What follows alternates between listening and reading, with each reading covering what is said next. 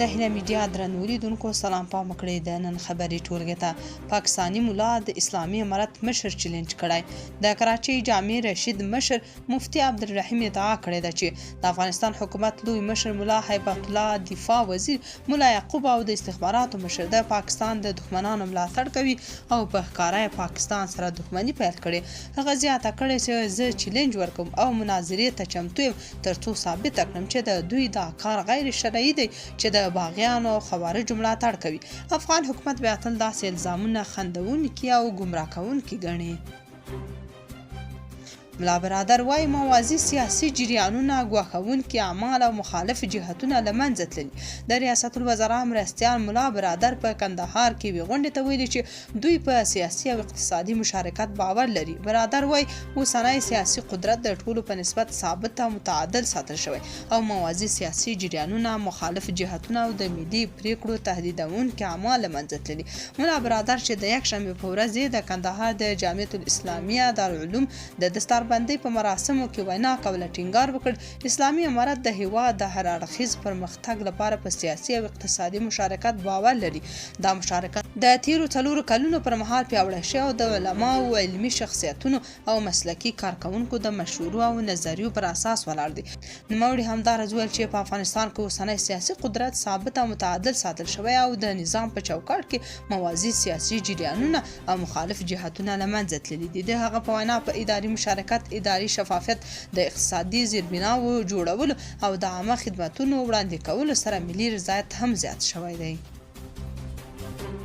ډیوه پتنګ وايي مقاومت جبهه تعصب ته لمن وهي. د افغان میرمنو د برخې فعاله ډیوه پتنګ د مقاومت په نوم د جبهې له نښان څخه د پښتو ژبې د حذف په غبرګون کې لیکلي.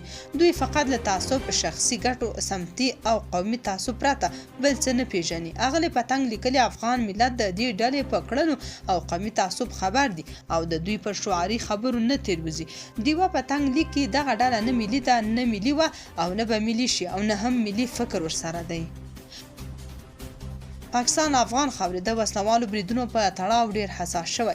د کړکېچ نړیوالې ډلې په خپل تازه ریپورت کې ویلي چې که په راتلونکي کې پر پاکستان نه هر ډول وسلوال برید وشي او د بریدګرو پل په افغانستان کې وموندل شي پاکستان به پرې جدي غبرګون وښيي. په ریپورت کې ویل شوي چې د پاکستان بهرنۍ اړیکې له ګاونډي هیوادونو سره د دوامداره تاوتریخوالي له امله لا هم نازک او پیچلي دي. د کړکېچ نړیوالې ډلې خبرداری ورکړی چې د وسلوالو ډلو بل لوی برید کولای شي د پاکستان او د سیمې د نورو هیوادونو ترمنځ نازک توازن ګډوډ کړي او په سویلي اسیا کې بې ثباتي نور هم زیاته کړي. ریپورت زیاتوي چې اسلام آباد د کرکې هاخوا د وسلوال فعالیت په اړه ډیر حساس شوی دی. ریپورت وایي چې که د پاکستان چارواکي کوم نوی برید د افغانستان د خاورې سره ثابت کړي نو د سیاسي امنیتي سخت غبرګون احتمال ډیر لوړ دی. د کړکېچ نړیوالې ډلې په باور دا ډول وضعیت کولای شي د پاکستان او افغانستان اړیکې لا ترنګلې کړي او حتی نور سیمه ییز لوبغاړي هم پکې ښکېل کړي. ټرمپ وايي امریکا به د وینزویلا واک په لاس کې واخلي. د وینزویلا د مشر نیکولاس مادورو له نیول کېدو وروسته د امریکا ولسمشر ډونالډ ټرمپ ویلي چې واشنګټن به د وینزویلا کنټرول په لاس کې واخلي. تمه ده چې مادورو د دوشنبې په ورځ د منهاتن په یوه محکمه کې حاضر شي.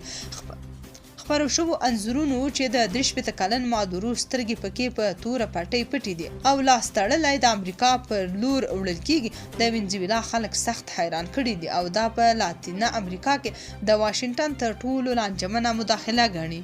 تمه ده چې مادورو د دوشنبې په ورځ د منهاتن په یوه محکمه کې حاضر شي. ټرمپ ویل چې امریکا به د اوس لپاره شاوخوا 10 میلیونه نفوذ لرونکي وینزویلا چارې او د هغې د تیلو زیرمې اداره کړي خو د دې کار د څرنګوالي په اړه ډېر جزئیات ورنه کړل. هغه د فلوریډا په مارالاګو ماڼۍ کې یوې خبري غونډې ته وویل موږ به دا هیواد تر هغه وخته وچلو چې یو خوندي مناسب او سنجول شوی لیک رامنځته کړو. هغه د مادورو نیول یو استثنایي اقدام وباله. د عوامي نېشنل ګوند مرکزی کمیټې ویلي چې افغانستان سره د ټول مسایل د جګړې پر ځای د خبرو اترو له لارې حل شي او ژر تر ژره د تړل شوې سوداګریزې لارې بیرته پرانیستل شي. د عوامي نېشنل ګوند د مرکزی کمیټې ناسته د دغه ګوند د مشر ایمل ولی خان په مشرۍ او د مرکزی کمیټې د غړو په ګډون شوې ده. په دې ناسته کې د پاکستان او افغانستان ترمنځ روان کړکېچ د سیمې امنیت لپاره ستر ګواښ ګڼل شوی دی. په دې ناسته کې د پاکستان د 25 اساسي قانون تعدیل له لارې د خیبر پښتونخوا مدغه بېغم شوو ولسوالیو ته د شوو ژمنو د نه پوره کېدو په اړه جدي اندېښنه ښودل شوې ده. عوامي نیشنل ګوند په خیبر پښتونخوا کې د مورنۍ ژبو پر وړاندې تبعیض غندلی او غوښتنه کړې چې د 18 اساسي قانون تعدیل لاندې د ټولې مورنۍ ژبې په ځانګړې توګه په تعلیمي نصاب کې د جبري مضمون په توګه شامل شي. یاد ګوند د پاکستان په دولتي تلویزیون کې د پښتو خپرونو بندول هم وغندل او د بیرته پیل کېدو غوښتنه کړې ده. افغان حکومت په 3 ولایتونو کې 4 کسان په دروغ وهلي. سترې محکمې ویلي چې په خوست، غزني او بلخ ولایتونو کې د غلا په جرم پر 4 کسانو د بدني جزا حکم عملي کړی او هغوی په عام محضر کې په دروغ وهلي دي. د سترې محکمې لخوا په خبرو شوو جلا خبرپاڼو کې راغلي چې د خوست ولایت د باک ولسوالۍ په اړوند سیمه کې پر 2 کسانو د غلا په جرم د یو کال بند او د دیشو درو د وهلو سزا تطبیق شوې ده. همدارس ویل شوي چې د غزني ولایت په ګیلان ولسوالۍ کې په یوه قضیه کې یو کس د غلا په جرم په 6 میاشتني بند او د 25 درو په وهلو محکوم شوی چې دغه سزا په عام محضر کې عملي کړې ده. یا د ادارې زیاته کړې چې د بلخ ولایت د نهرشاهي ولسوالۍ په یوه بله قضیه کې هم یو کس د غلا په جرم په 6 میاشتو بند او د 10 درو په وهلو محکوم شوی او جزا په عام محضر کې تطبیق شوې ده. ستره محکمه وايي دا سزاوې د هغوی د قضایي ارګانونو د پریکړو پر بنسټ او د شرعي احکامو له مخې عملي شوي دي.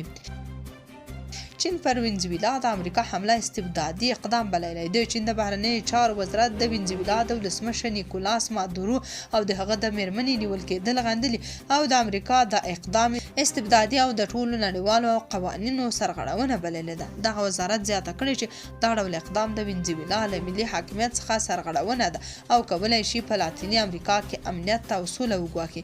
چین همدارس له امریکا غوښتي چې د نړیوالو قوانینو او د ملګرو ملتونو د منشور له موخو او اصولو سره هم سم چلند وکړي او د نورو هیوادونو له حاکمیت او امنیت څخه سرغړونې پای ته ورسوي. تېره ورځ له 2000 زیات افغان کډوال له ایران او پاکستان څخه افغانستان ته ستانه شوي دي. د کډوالو او راستنېدونکو چارو مسؤلانو خبر ورکړی چې پرون له ایران او پاکستان څخه 390 افغان کورنۍ چې ټول ټال 2096 تنه کېږي د هېواد بېلابېلو لارو افغانستان ته جبري ستانې شوي دي. د کډوالو ستونزو ته د رسېدنې عالي کمیسیون د ورکړل شوو معلوماتو له مخې له دغو کورنیو څخه 332 کورنۍ چې 1842 تنه دي د ننګرهار د تورخم له لارې، 30 کورنۍ چې 188 تنه دي د کندهار د سپین بولدک له لارې، 14 کورنۍ چې 950 تنه دي د هرات د اسلام کلا او 9 کورنۍ چې شمیر یې 30 تنه کېږي د نیمروز د ورېښمو پله له لارې هېواد ته ستانه شوي دي.